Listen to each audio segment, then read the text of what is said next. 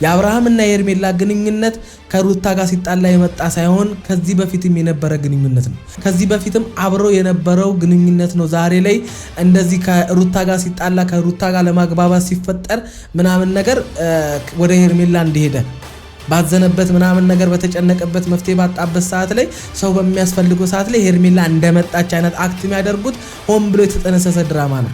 ነፃነትን ብትሆን በዛ ሰዓት በሩታና በአብርሃም መካከል የጸብ መንስኤ ሆና ወደ ህይወታቸው እንድትመጣ ያደረገው ራሱ አብርሃም ነው። ይሄን ሁሉ ያደረገው እሱ ከሄርሜላ ጋር ለመሆን ከሄርሜላ ጋር ከሩታ ጋር ተለያይቶ ከሄርሜላ ጋር ለመቀጠል ስለፈለገ እንጂ የትኛውም ነገር አብርሃም ሳይጠነስስ አብርሃም እጅ ሳይኖርበት በሩታና በአብርሃም መካከል የተፈጠረ አንድም ጸብ የለም። ሰው የመሰለው ምንድነው ድንገት ሁለቱ ሲጣሉ ያመጣላት ሰፍቶ መሃላቸው አለመግባባት እየተፈጠረ እዚህ ደረጃ ይደረሱ። በመሃላቸው በተፈጠረ ክፍተት አብርሃምና ሩታ መካከል ሄርሜላ እንደመጣች ኖ ሄርሜላ የምትባል ሴት የነበረችው አብርሃምና ሩታን በነበሩበት ሰዓት ላይ ወይ ቆርጦ አልቆረጠልሽ ፍላጎትሽ ምን እንደሆነ ምንም ሊገባኝ አይችልም። አንዳንድ ጊዜ ማድረግ ያለባቸው እዛ ጋር አንቺ መገኘት የለብሽም። በቃ እዛ ቆሻሻ ስፍራ ላይ ምንም መገኘት የለብሽም። አስቢው እስኪ አንቺ ራሱ ምን አይነት ስሜት ነው የሚሰጥሽ? ምን አይነት ምቾት ይሰጥሻል? ወረቀት ይዘሽ ባልሽን ልታስፈርሚ የፍቺ ወረቀት ላይ እሱ ከወሽማው ጋር ተቃቅፎ ቁጭ ብሎ ምናምን ነገር አንቺ ፈርም አትፈርም እየተባልሽ እዛ ጋር ስትለማመኝ ምን አይነት ስሜት ነው የሚሰጥሽ? እንኳን ወረቀት ላይ አንቺን ከዛች ሴት መምረጥ ያልቻለ ወንድ አብሯት ያለችው ሴት እኮ ከኔጋም ከአንቺ ጋር መሆን ይችላል። አንቺን በሚስትነትሽ እኔም በራሴ ከሱ ጋር ባለኝ ሪሌሽን አብሬው ቀጥላለሁ ነው እኮ ስትልሽ የነበረችው።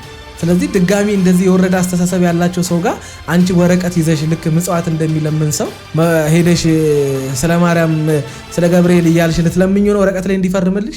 መጥፎ ተግባሩ እንደ ትክክል ኃጢያቱን እንደ ጽድቅ ስተቱን እንደ ትክክል እየነገረው አብሮት የሚቆም ጓደኛ ማለት ነገ ላይ የሆነ ነገር አብርሃም ላይ እስኪደርስ ድረስ ነው የሚፈልገውን ነገር እስኪያገኝ ድረስ ነው። ከዛ በኋላ አየር ላይ ጥሎት እንደሚል አብርሃም በደንብ አድርጓል።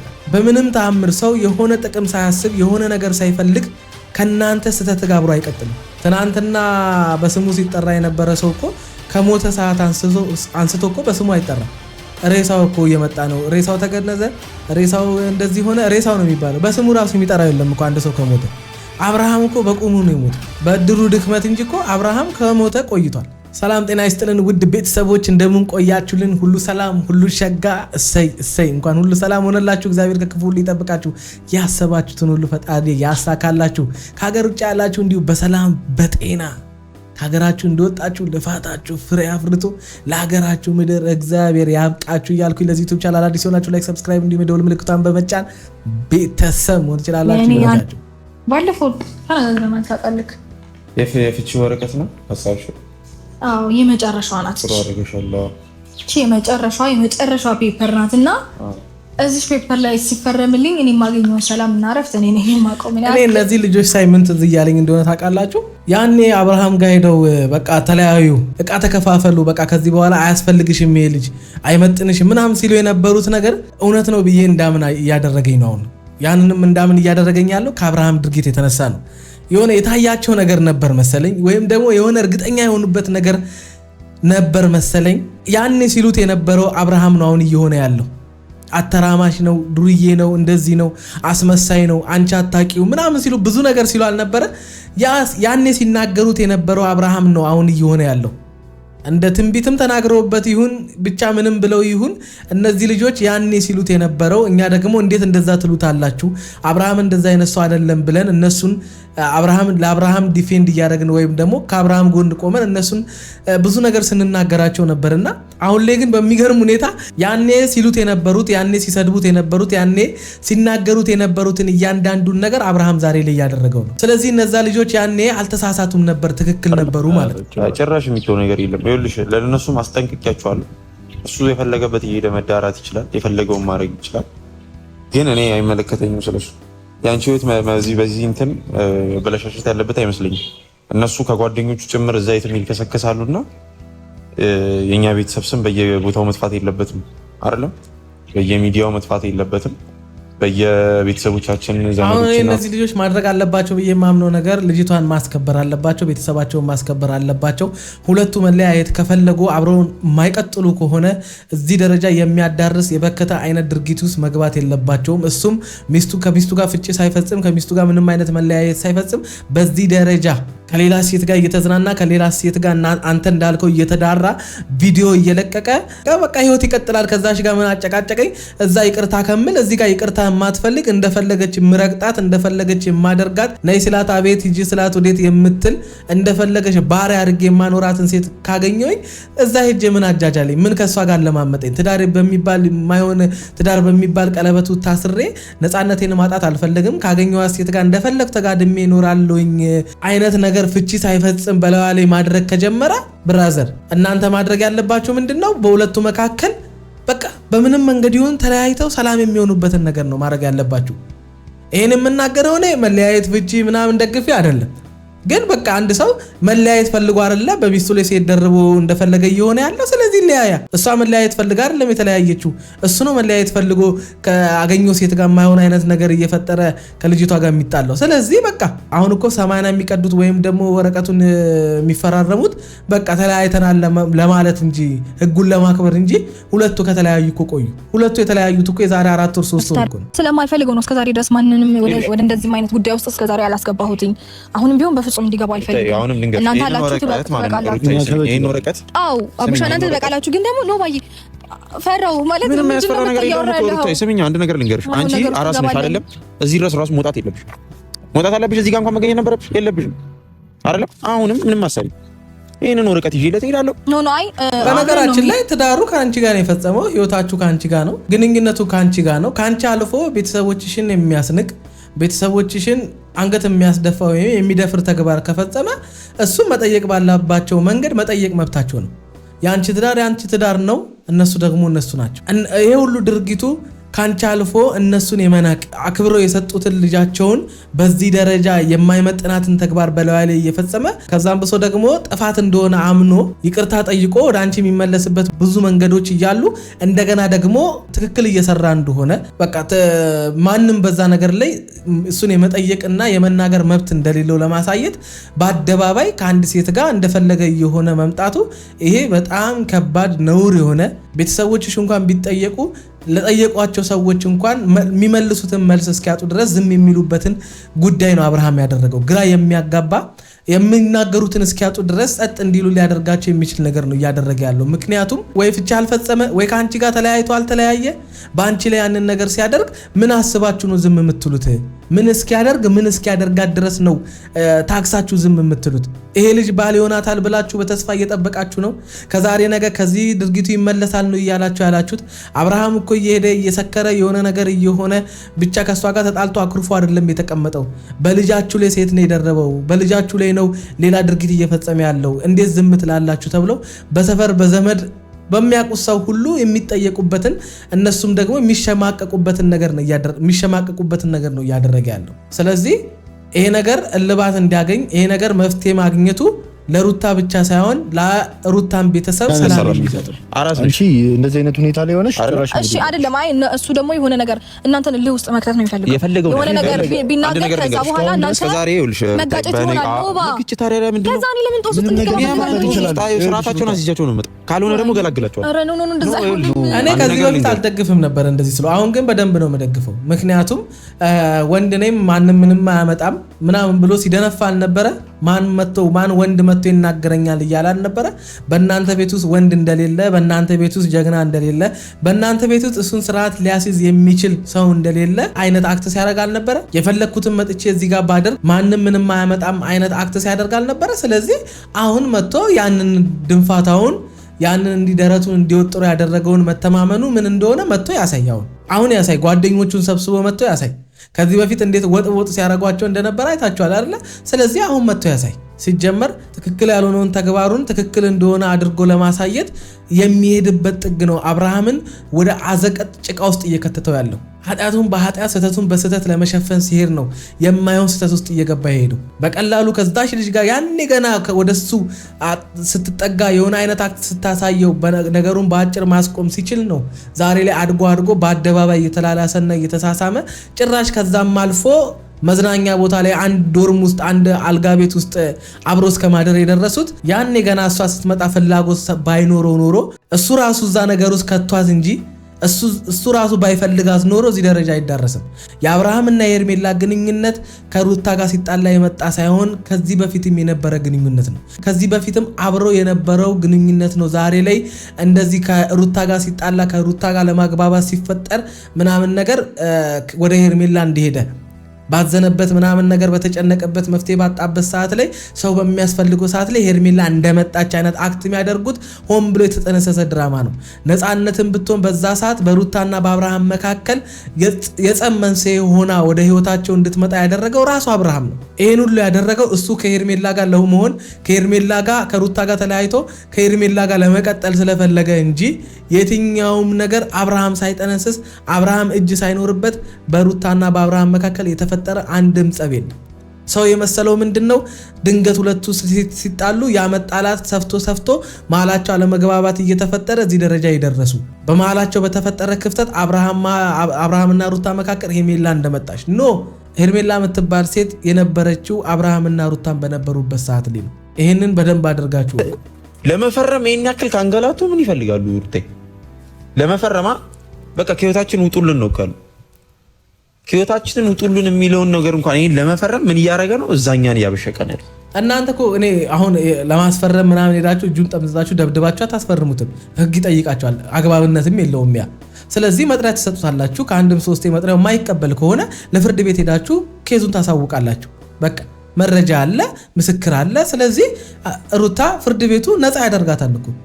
ካልሆነ ደግሞ እሱን ሄዶ በፖሊስ ጆሮውን አስይዞ ፍርድ ቤት ያመጣዋል። ምክንያቱም ከፍቹ ውጪ እሷ እንኳን ካሳ የምታገኝበትን ነገር አብርሃም እየሰራ ያለው ነገር በፍርድ የሚያስጠይቀው ተግባር ነው እየሰራ ያለው። ህገ መንግስቱ ይጠይቀዋል። ከሚስቱ ጋር ምንም አይነት ፍቺ ሳይፈጽም ሄዶ በሚስቱ ላይ ደርቦ ጭራሽ በአደባባይ ማን ምን ያመጣብኛን አይነት ህግ ያለበት ሀገር እየኖረ ህግ እንደሌለበት ሀገር አክት ማድረጉ ራሱ በህግ ያስጠይቀዋል። ስለዚህ እናንተ ደግሞ አሁን ጉልበታችሁ የምትጠቀሙበት ቦታ አለ፣ ወንድነታችሁ የምትጠቀሙበት ቦታ አለ። ጥበብም ደግሞ መጠቀም አለባችሁ። ብልጥ ደግሞ መሆን አለባችሁ። ይበሳችና ሌላ ነገር ነው የሚገባው። በቃ እኔ ያለው እኔ ካጠገቡ ነኝ ሁሌ አብረን ሄደን አስፈርመን ነው በሰላም ከተስማማ አስፈርመን ነው ብቻ ነው ምን ማለት ምንም አይነት ችግር አይፈጠርም። አሁንም ልንገርሽ እኔ አንድ ስሚኛ በእናትህ ይሄ ነገር ሰተነው ፈርሙ ከመጣ ምን አጣላ ምን እንደሌላ ነገር አሁን እኮ የነሱ መልስ የነሱ ስራ እኔ አንድ ነገር ልንገርሽ በጸባይ እንኳን ሩታ እነሱ በየትኛውም መንገድ ያስፈርሙት በየትኛውም መንገድ ወረቀቱን ፈርሞ ያምጣ። የምትፈልጊው እሱ ነው አይደለ ወይስ ወረቀቱን በማስፈረም ሰበብ አብርሃም ማየት ፈለግሽ? ናፈቀሽ አብርሃም? እኔ አንቺ ልጅ ነገር ራሱ አንዳንድ ጊዜ ግራ ይገባኛል። ወይ ቆርጦ አልቆረጠልሽ ፍላጎትሽ ምን እንደሆነ ምንም ሊገባኝ አይችልም። አንዳንድ ጊዜ ማድረግ ያለባቸው እዛ ጋር አንቺ መገኘት የለብሽም። በቃ እዛ ቆሻሻ ስፍራ ላይ ምንም መገኘት የለብሽም። እንደገና ደግሞ እዛ ሄደሽ አልቀሰሽ አዝነሽ የሆነ ተሰድበሽ የምትመጭበት ምንም አይነት ምክንያት የለም። ስለዚህ አሁን ማድረግ ያለብሽ ምንድነው? አንቺ እነሱ ሄደው አስፈርመው ማድረግ ያለባቸውን ነገር አድርገው ወንድነታቸውንም መጠቀም ከፈለጉ የወንድምነታቸውን ቤተሰባችን ተደፍሯል እህታችን ተደፍራለች ብለው የማይሆን መልስ ከዛ ካገኙ ማድረግ ያለባቸውን ያድርጉ። እስኪ ፍቀጅላቸው።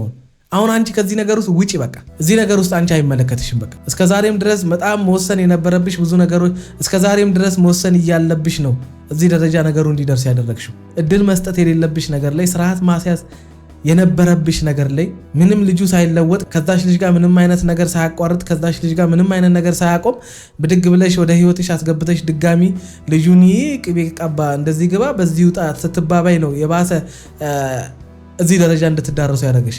ቆራጥ አይነት ሴት ብትሆኚ ከመጀመሪያውም ይሄ ነገር አይደርስብሽም ነበር። ስለዚህ አሁን ከስተቶችሽ ተማሪ። አስቢው እስኪ ለአንቺ ራሱ ምን አይነት ስሜት ነው የሚሰጥሽ?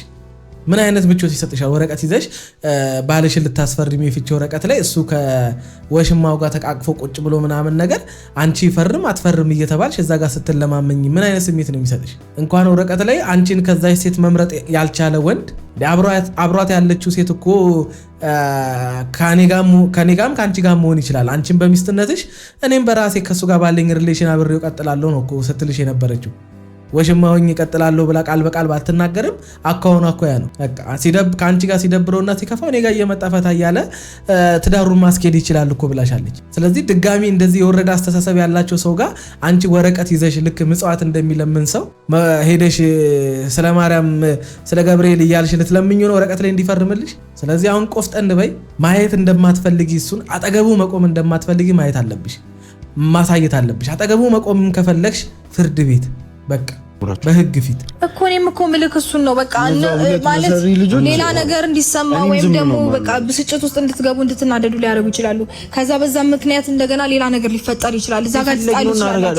ለኛ ምን እናንተ ሌላ የፈለግነውን አድርገን መውጣት እንችላለን። እኔ አንቺ አብረሻቸው ከሄድሽ እንደውም አንቺ አብረሻቸው ከሄድሽ እነዛ ሰዎች የልብ ልብ ነው የሚሰማቸው። በነገራችን ላይ የምሬን ነው የምልሽ። በዛ ቦታ ላይ አልፈልጋትም ለምንድን ነው እንዲህ የምታደርገው በእህታችን ላይ ሚስት አለ ትዳር አለ አይደል ልጅ አለ አይደል እንዴ አራስ ቤት ያንተን ልጅ ወልዳ በተቀመጠች ሴት ላይ እንዴት ይሄን ታደርጋለህ? እንዴት ይሄንን በሚስት ላይ እንደዛ አይነት በደል ትፈጽማለህ? ሲሉት ስለማልፈልጋት ነው በቃ ከሷ ጋር ያለኝ ነገር በቃኝ። ስለዚህ ካልፈለኳት ደግሞ ከምፈልጋት ሴት ጋር አብሬ መሆን እችላለሁ፣ እንደፈለኩ መሆን እችላለሁ። በቃ ከሷ ጋር እንዴት አግብታት ሚስት አይደለች ወይ ሲሉት አይ በቃ ያኔ ተሳስቼ ነበር፣ ትክክል አልሰራውም፣ ከሷ ጋር በመጋባቴ ቸኩዬ ነበር፣ በቃ ከሷ ጋር የነበረኝን የትዳር ህይወት ወይም ግንኙነት እንደ ስህተት ነው የምቆጥረው ቢልሽ ምን አይነት ስሜት ነው የሚሰማሽ? እነዚህ ልጆች ከዛ በኋላ ምን አይነት ነገር ነው በዛ ሰዓት ላይ ሊሰማቸው የሚችለው? ስለዚህ አንቺ መሄድሽ እነሱን እንዲደፈሩ ያደርጋቸዋል ወይም ደግሞ እነሱን እንዲናገሩ ነው የሚያደርጋቸው። ስለዚህ አንቺ አርፈሽ ነው ቁጭ ማለት ያለብሽ። በቃ ከሱ ጋር መገናኘት ከሱ ጋር ሰጣ ገባውት መግባት አያስፈልግሽም። አሁን ራስሽን አስከብረሽ እናቴ ከነመፈጠሩ ረስተሽ የሆነ ጊዜ አግብተሽ እንደነበረ ነው መንገር ያለብሽ። በቃ አግብቼ ነበረ አይነት አስተሳሰብ ነው ማሳየት ያለብሽ። በቃ ከሆነ ይሆናል ካልሆነ አልሆነም በቃ ይቀጥላል። ማንንም ልክስክስ እያመጣ ምን ትሁን በብር እነሱንም በብር ደልላቸው ትሁን አይታወቅም። እኔ ግራ የሚገባኝ ደግሞ እነዛ መሰሪዎች ጠላቱ ናቸው ጓደኞቹ ምን አውቄላቸው እኔ ምንም እየገባኝ አንቺ ግግም ብለሽ አትከራከሪ። በዛው ነው በነገራችን ላይ እኔ ግራ ከገባኝ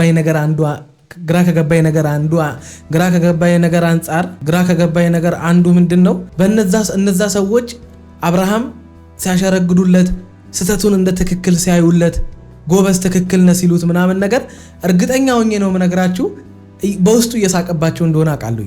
ምክንያቱም እነዛ ሰዎች ጠላቶቹ እንደሆነ ከናንተ በላይ አብርሃም ያውቃል። ምክንያቱም ስተት እየሰራ ስተቱን እንደ ትክክል ሲቀበሉት አብርሃም በምንም ተአምር እንደ እውነተኛ ጓደኛ ያያቸው። እውነተኛ ጓደኛ መስፈርቱ ምን እንደሆነ በደንብ አድርጎ ያውቃል። እውነተኛ ጓደኛ ስተትን የሚናገር ከስተት ጓደኛውን የሚመልስ ከመጥፎ ተግባሩን የሚናገረው የሚመክረው አይነት ጓደኛ እንደሆነ በደንብ አድርጎ ያውቃል። ስለዚህ እና አቤላም እና ብሩክ ምናምን ዛሬ ላይ ከዛ ሴት ጋር እንደፈለገ በሚስቱ ላይ ሲሆን ከዛ ሴት ጋር በሚስቱ ላይ እንደፈለገ ሲማግጥ ምን ሲል በቃው ትክክል ነህ፣ በማትከበርበት በማትወደድበት ቦታ ምን ትሰራለህ፣ በማትፈለግበት ቦታ ይሄው የምታከብር የምትወድ የምትፈልግ ሴት አለች ምናምን እያሉ 80 ባልቀደደ ፍቺ ባልፈጸመን ጓደኛቸውን ወንጀል እያሰሩት እንደሆነ አብርሃም በደንብ አድርጎ ያውቃል።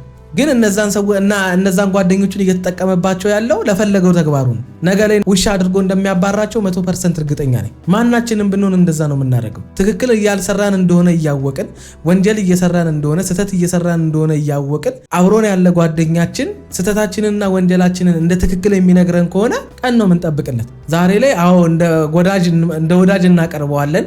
በቃ ለኛ አስቦ እንደሚናገር ሰው አቅርበ ነው። ነገ ላይ ግን ውሻ አድርገን እንደምናባረው ውስጥ ሁላችንም እናውቃለን። በቃ ሁላችንም ያደረግነው ነገር ነው። ምክንያቱም እሱ ከሚፈራው ስተት በላይ ስተቱን እንደ ትክክል ተቀብሎ አብሮት እንደሚሆን ጓደኛ እዚህ ምድር ላይ የሚያስፈራ የለም። በነገራችን ላይ ነገ ቀን ጠብቆ አፈር ከድሜ እንደሚያበላው ያውቃል። የሆነ ነገር ፈልጎ ካልሆነ በስተቀር እየሄደበት ያለው መንገድ ነገ እንደሚጥለው እያወቀ ነው ጓደኛው ዛሬ ላይ መጥፎ ተግባሩ እንደ ትክክል ኃጢአቱን እንደ ጽድቅ ስተቱን እንደ ትክክል እየነገረው አብሮት የሚቆም ጓደኛ ማለት ነገ ላይ የሆነ ነገር አብርሃም ላይ እስኪደርስ ድረስ ነው፣ የሚፈልገውን ነገር እስኪያገኝ ድረስ ነው።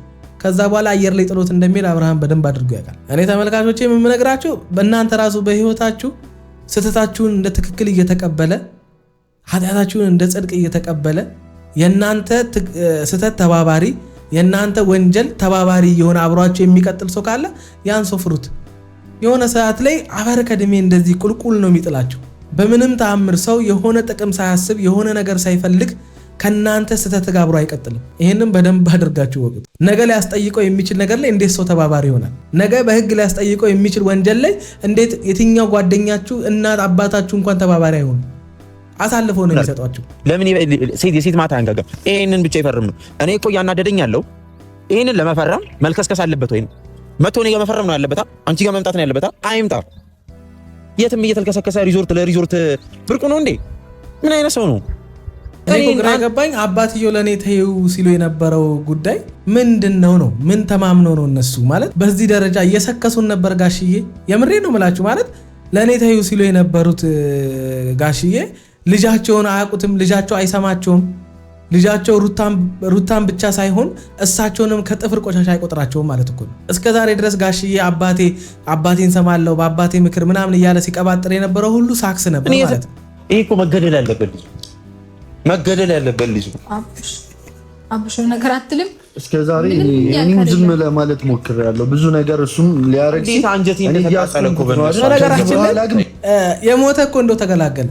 የሞተ ሰላም ይሰጣችኋል። የሞተን አንድ ቀን አልቅሳችሁ ትቀብራላችሁ። ጠላታችሁ ቢሞት እንኳን በቃ እንደው አዝናችሁ እኮ ትቀብሩታላችሁ። ለቅሶም ቢሆን ትደርሳላችሁ እኮ በቃ ኦልሬዲ ሞቷል ሰውየው። ትናንትና በስሙ ሲጠራ የነበረ ሰው እኮ ከሞተ ሰዓት አንስቶ እኮ በስሙ አይጠራም። ሬሳው እኮ እየመጣ ነው። ሬሳው ተገነዘ፣ ሬሳው እንደዚህ ሆነ፣ ሬሳው ነው የሚባለው። በስሙ ራሱ የሚጠራው የለም እኮ አንድ ሰው ከሞተ።